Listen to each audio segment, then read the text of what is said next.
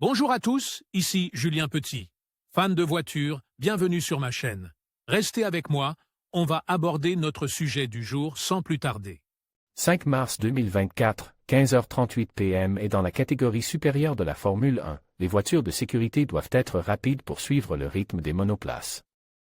La première voiture de sécurité de l'histoire de la F1 a été utilisée en 1973 avec une Porsche 914. Depuis 1996, la Formule 1 utilise une voiture allemande Mercedes-Benz lors de ses compétitions. Mais depuis 2021, elle alterne avec Aston Martin entre la Vantage et l'AMG GT. Cependant, plusieurs pilotes se plaignant de la lenteur de la voiture de sécurité, Aston Martin a modifié la Vantage 2024 en lui ajoutant plus de puissance.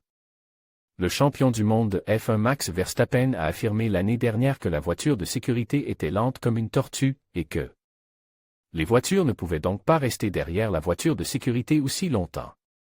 La nouvelle Aston Martin Vantage 2024 pour la F1 développe 656 chevaux.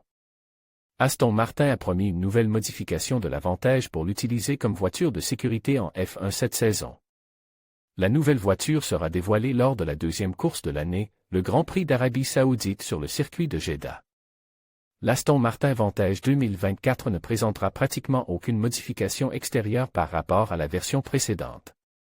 Le changement le plus important concerne la puissance, qui est supérieure de 150 chevaux à celle de la 2023. Désormais, la nouvelle voiture de la marque britannique dispose d'une capacité de 665 chevaux alimentée par un moteur V8 biturbo de 4,0 litres.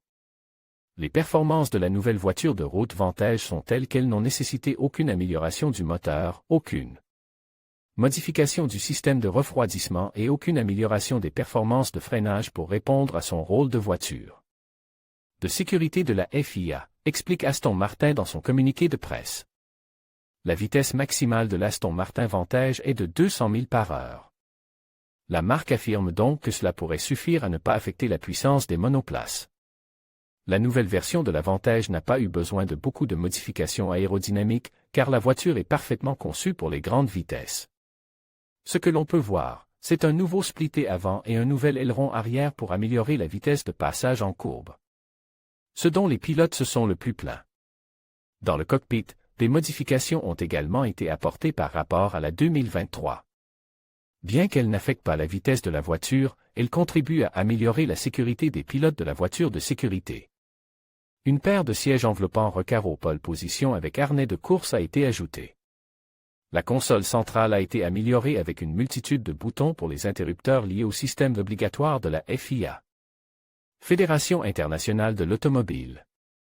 Une paire d'écrans a été placée sur le côté de la voiture du copilote qui indique le point de toutes les voitures sur la piste. En plus de toutes les données telles que les temps autour, la caméra de recul, entre autres technologies. Cela permet d'éviter tout type d'accident et de vérifier la vitesse de chaque voiture. La finition intérieure s'appelle l'Imessence et sera uniquement exclusive à la version Safety Car, accompagnée du traditionnel Racing Green à l'extérieur.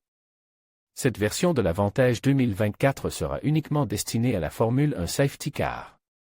Les améliorations apportées à cette voiture ne seront pas disponibles dans la version de route, mais elles ne seront pas très différentes. Si ce n'est au niveau de la puissance du moteur et de la partie aérodynamique, sinon, elles seront assez similaires. Si vous voulez en savoir plus sur nos critiques, suivez la vidéo suivante que nous avons faite de l'Aston Martin DBX 707. 2, 3, 4.